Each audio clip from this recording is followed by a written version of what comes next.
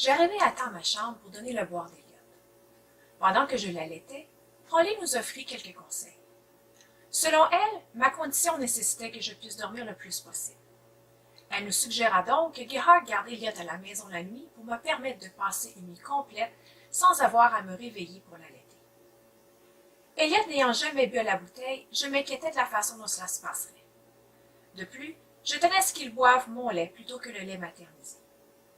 Holly nous recommanda alors de louer une pompe électrique pour pomper mon lait et le garder pour les boires de nuit d'Eliot. Les infirmières pourraient sûrement le déposer dans un réfrigérateur en attendant que Gerhard le récupère. Et si je n'accumulais pas assez de lait, il pourrait toujours le mélanger à du lait maternisé. L'idée me plut et je gardai espoir qu'Eliot s'habitue facilement à la bouteille sans refuser ensuite les seins. Gerhard nous quitta donc pour aller louer la pompe et pour acheter les bouteilles et quelques contenants de lait maternisé prêts à consommer. Pendant l'absence de Gerhard, Holly entretint la conversation avec moi. Nous en sommes venus à parler de sa vie personnelle et de ses projets de mariage et de maison. Je ne me rappelle plus comment notre discussion aboutit sur ma propre expérience sur le sujet, mais j'en vins à parler de mon premier mariage, de mon éprouvant divorce et de tout le stress psychologique que cela avait occasionné pour moi. À l'écoute de mon récit, elle m'encouragea à partager ces informations à la travailleuse sociale, car elle croyait qu'un lien pouvait être fait entre les événements stressants que j'avais vécus et ce que j'expérimentais en période du postpartum. Je ne savais pas trop comment elle en arrivait à cette conclusion, mais je lui fis confiance et je me promis d'en glisser un mot à la travailleuse sociale. Quand Gerhard revint de faire ses courses, nous testâmes la pompe électrique. Quoique pas très chic à voir avec la pompe sur les deux seins en même temps, l'efficacité de la machine me surprit. Pour les bienfaits de la cause, ça valait bien la peine de me sentir momentanément dans la peau d'une vache se faisant traire. Holly s'assura d'aviser les infirmières de déposer le lait bien identifié à mon nom au réfrigérateur de l'étage. Vers le milieu de l'après-midi, la travailleuse sociale se présente en notre chambre. Dès que je commençai à lui parler, je pressentis une lueur d'espoir. Cette femme dégageait tant de chaleur et d'empathie à mon égard que je me sentis tout à fait à l'aise de lui partager les points saillants de mon expérience suite à l'accouchement. Je pris aussi soin d'y ajouter les faits que Holly m'avait encouragé à partager sur les événements bouleversants que j'avais vécus auparavant. Après m'avoir écouté avec attention et m'avoir posé quelques questions, elle me remit un feuillet d'informations portant sur les troubles de l'humeur du postpartum. Avec l'aide de Gerhard, elle me demanda d'y cocher tous les symptômes que j'avais ressentis et que je continuais de ressentir depuis mon accouchement. De nombreux symptômes furent ainsi cochés, dont un plus particulièrement dans la section de la psychose du postpartum, laquelle étant la condition la plus sérieuse du postpartum. Le feuillet mentionnait que cette condition est rare et qu'elle affecte seulement 1 à 2 femmes sur 1000. Mais l'accent était mis sur l'urgence de recevoir des soins médicaux dans une telle situation, étant donné sa gravité et les risques qui y sont rattachés pour la mère et pour l'enfant. Après avoir regardé les symptômes que j'avais cochés, et remarquant que j'en avais coché un dans la section de la psychose, la travailleuse sociale me questionna plus précisément sur ce dernier. J'avais coché l'énoncé qui disait que je perdais contact avec la réalité. Elle me demanda donc des exemples pouvant expliquer cet état.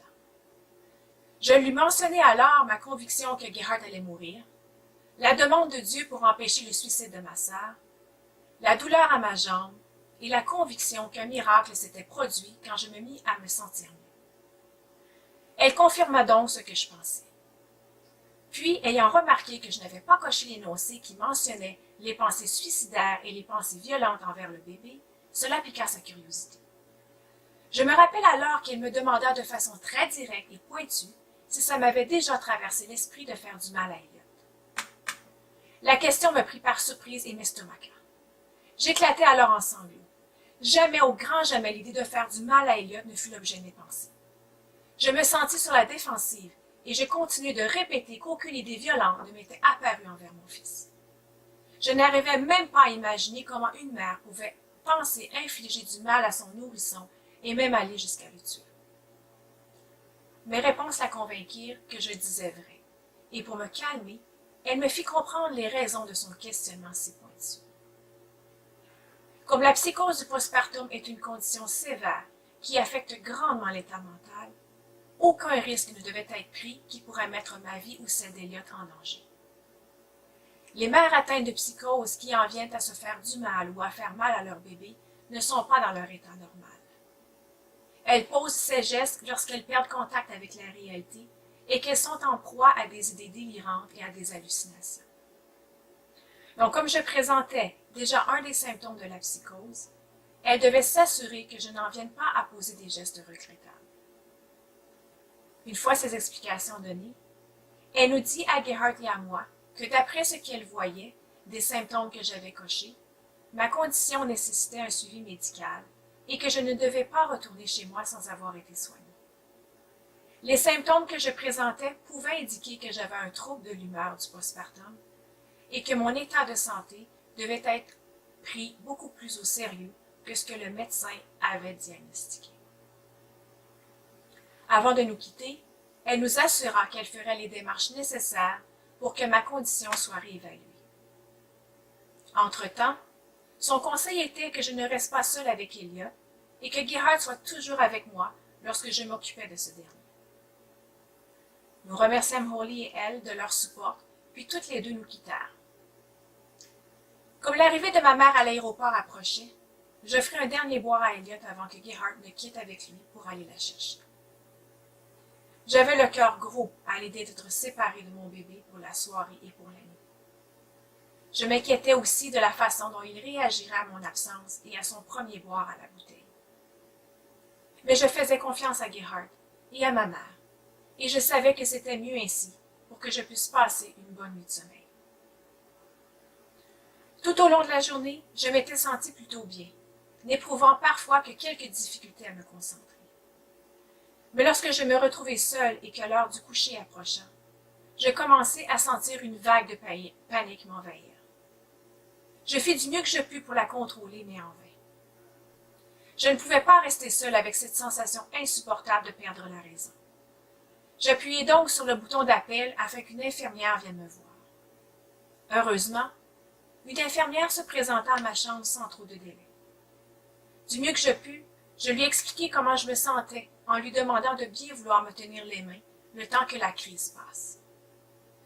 Me sentant affolée par ce que je ressentais, je ne pouvais réprimer les larmes de peur et d'impuissance qui remplissaient mes yeux. C'est alors que l'infirmière se mit à me parler d'une voix douce et apaisante. Elle me demanda si j'étais croyante. Lui répondant par l'affirmative, elle tenta de me réconforter en me disant que des anges veillaient sur moi et qu'elle était convaincue que je finirais bientôt par me sentir mieux. Ces mots et la gentillesse à laquelle elle me les partagea eurent l'effet d'un baume sur mon angoisse. Je commençais à me sentir un peu mieux. Comme j'avais besoin de manger une collation avant de me coucher, les repas d'hôpitaux étant loin de satisfaire mon appétit de mère qui allait, je lui demandai si elle pouvait aller me trouver quelque chose à manger. Elle sortit donc de ma chambre pour aller me chercher ce qu'il fallait. Le temps de son absence, une autre vague de panique m'envahit et lorsqu'elle revint, j'eus toutes les misères du monde à lui parler. La panique avait une telle emprise sur moi que je n'arrivais même pas à manger moi-même le sandwich qu'elle m'avait apporté.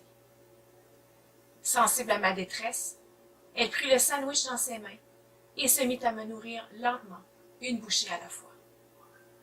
Heureusement, la panique diminua et je commençai à me sentir plus calme. L'infirmière me laissa donc pour aller voir d'autres patients en me disant que je pourrais demander de l'aide à nouveau si je ne me sentais pas bien.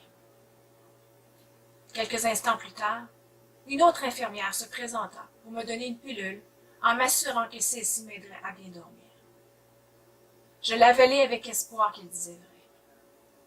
Peu de temps après, je m'endormis d'un sommeil profond.